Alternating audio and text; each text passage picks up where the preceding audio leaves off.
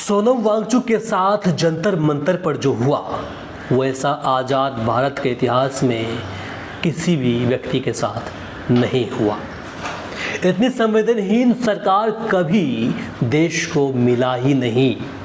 इसलिए आज लोग कहते हैं कि ऐसा लगता है कि इससे बेहतर तो अंग्रेज थे, जो कम से कम लोगों के प्रति संवेदनशील थे। लोग 1918 की राष्ट्रपिता महात्मा गांधी की वो भूख हड़ताल को याद दिला रहे हैं, जहां उन्होंने पहली भूख हड़ताल की थी। यह हड़ताल मिल मजदूरों की मजदूरी बढ़ाने की मांग को लेकर की गई थी, जहां गांधी जी के अनशन के तीसरे दिन मिल मालिक झुक गए और मजदूरों की मांगें मान ली। वर्ष 1929 में स्वतंत्रता सेनानी वीर भगत सिंह और उनके साथियों बटुकेश्वर दत्त सहित कई अन्य लोगों ने लाहौर जेल में एक ऐतिहासिक भूख हड़ताल शुरू की। उनकी मांग थी कि भारतीय कैदियों को भी ब्रिटिश कैदियों के समान मानवीय सुविधाएं, अच्छे कपड़े, किताबें और अखबार दिए जाएं और उन्हें राजनीतिक कैदी माना जाए। यह भूख हड़ताल 116 दिनों तक चली और आखिरकार ब्रिटिश सरकार को झुकना पड़ा। इतना ही नहीं, आज़ादी के बाद वर्ष 1984 में सोनम वांगचुक के पिता सोनम वांग्याल लद्दाख के प्रमुख जनजातीय समुदायों को अनुसूचित जनजाति यानी कि एसटी का दर्जा दिलाने के लिए आमरण अनशन पर बैठ गए थे। उनके अनशन के 5वें दिन तत्कालीन प्रधानमंत्री इंदिरा गांधी ने मामले की संवेदनशीलता को ध्यान में रखते हुए सारा काम छोड़कर वे स्वयं हवाई जहाज से लेह पहुंचकर उन्हें जूस पिलाया और उनका अनशन तोड़वाया। हालांकि उसी वर्ष अक्टूबर महीने में इंदिरा गांधी की हत्या हो गई। इसके बाद उनके द्वारा किए गए वादे को उनके बेटे राजीव गांधी की सरकार ने वर्ष 1989 में पूरा किया और लद्दाख के प्रमुख जनजातीय समुदायों को अनुसूचित जनजाति यानी कि एसटी का दर्जा दिया। इतिहास 2011 में फिर से दोहराया गया, जहां सरकार को झुकना पड़ा और एक भूख हड़ताल से कानून बनाना पड़ गए। दरअसल अगस्त 2011 में देश में यूपीए की सरकार थी।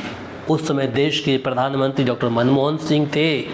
समाज सेवी अन्ना हजारे जन लोकपाल कानून की मांग को लेकर रामलीला मैदान में आमरण अनशन पर बैठ गए।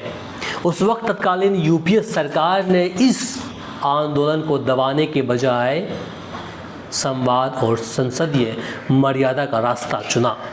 अनशन के 8वें दिन यानी कि 23 अगस्त 2011 को प्रधानमंत्री डॉक्टर मनमोहन सिंह ने अन्ना हजारे को एक आधिकारिक पत्र भेजा।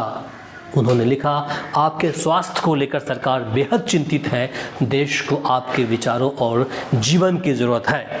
संसद की सर्वोच्चता का सम्मान रखते हुए हम लोकपाल बिल पर आपकी मांगों पर विचार करने को तैयार हैं। कृपया अनशन समाप्त करें। इतना ही नहीं, मनमोहन सिंह ने स्वयं लोकसभा में खड़े होकर अन्ना हजारे से अनशन तोड़ने की भावुक अपील की और उन्हें देश का अमूल्य रत्न बताया। इसके बाद 27 अगस्त 2011 को मनमोहन सिंह ने संसद का विशेष सत्र बुलाया, जहां अन्ना हजारे की 3 प्रमुख मांगों सिटीजन चार्टर, राज्यों में लोकायुक्त और निचली नौकरशाही को लोकपाल के दायरे में लाने पर चर्चा हुई। संसद के दोनों सदनों ने सर्वसम्मति से इस प्रस्ताव को पारित कर दिया। फिर प्रधानमंत्री ने तत्कालीन केंद्रीय मंत्री विलासराव देशमुख को संसद के इस संकल्प की लिखित प्रति लेकर रामलीला मैदान भेज दिया गया।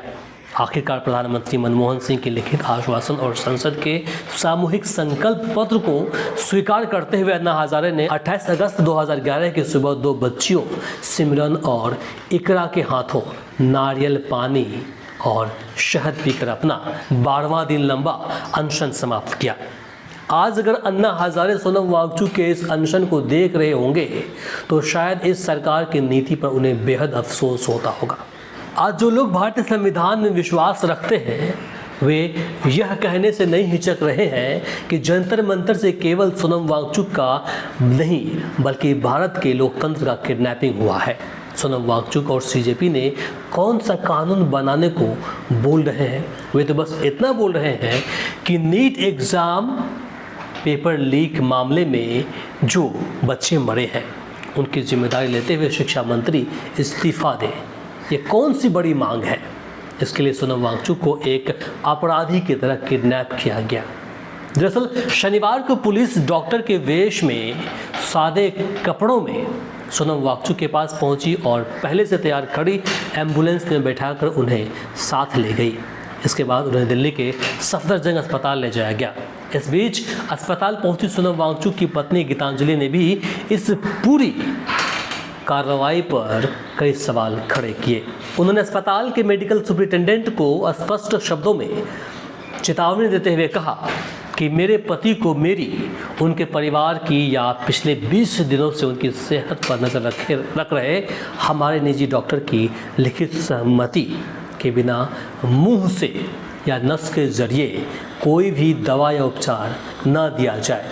उन्होंने कहा कि अनुच्छेद 32 के तहत एक स्वतंत्र नागरिक के रूप में यह उनका मौलिक अधिकार है। वो इस घटना को लेकर कॉकरोच जनता पार्टी के संस्थापक अभिजीत दीपके ने दिल्ली पुलिस द्वारा सोनम वांगचुक को जंतर मंतर से जबरन अस्पताल ले जाने की कड़ी निंदा की। उन्होंने पुलिस कार्रवाई को नीच हरकत, असंवैधानिक और शांतिपूर्ण आंदोलन को दबाने की सरकारी कोशिश बताया। अब इस घटना के बाद पूरा विपक्ष एकजुट होता हुआ दिखाई दे रहा है। लोकसभा में नेता प्रतिपक्ष राहुल गांधी ने एक्स पर पोस्ट करते हुए कहा कि मोदी सरकार का मुख्य सिद्धांत असत्य और हिंसा है। उन्होंने लिखा कि एक अहिंसक भूख हड़ताल से सोनम वांगचुक को हटाना पूरी तरह गलत है। पेपर लीक, महंगी शिक्षा और छात्रों की आत्महत्या जैसी गंभीर मुद्दों पर आवाज़ उठाने वाले को कोई ताकत नहीं रोक सकती। समाजवादी पार्टी के अध्यक्ष अखिलेश यादव ने इस कार्रवाई की निंदा करते हुए कहा कि सोनम वांगचुक को बल प्रयोग करके जबरन अनशन स्थल से उठाना अत्यंत निंदनीय है। उनके मुताबिक सरकार लोकतांत्रिक मर्यादाओं को छिन्न भिन्न कर रही है। आम आदमी पार्टी के राष्ट्रीय संयोजक अरविंद केजरीवाल ने केंद्र सरकार को अहंकारी बताते हुए कहा है कि सोनम वांगचुक से बात कर समाधान निकालने के बजाय उन्हें जबरन उठा लिया गया। उन्होंने सरकार को चेतावनी दी कि इतना अहंकार ठीक नहीं होता। वहीं शिवसेना यूबीटी सांसद संजय राउत ने इसे तानाशाही के अंत की शुरुआत बताया। उन्होंने कहा कि देश के लाखों छात्रों का भविष्य अंधकार में है। कई युवाओं ने आत्महत्या की है, लेकिन सरकार 20 दिनों तक सोई रही और बातचीत करने के बजाय तानाशाही रवैया अपनाया। सीपीआईएम नेता वीरेंद्र करात ने इस कदम को पूरी तरह तानाशाही भरा बताते हुए कहा कि मोदी सरकार लगातार लोकतांत्रिक और संवैधानिक मूल्यों पर बुलडोजर चला रही है। वहीं आज़ाद समाज पार्टी के प्रमुख चंद्रशेखर आज़ाद ने सोशल मीडिया पर लिखा कि यह घटना भारतीय लोकतंत्र को एक बार फिर शर्मसार करने वाला है। बाकी इस पूरे घटनाक्रम को लेकर आप क्या सोचते हैं कमेंट बॉक्स में लेकर ज़रूर बताएं।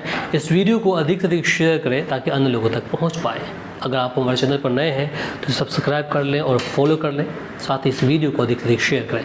नमस्कार, शब बखैर।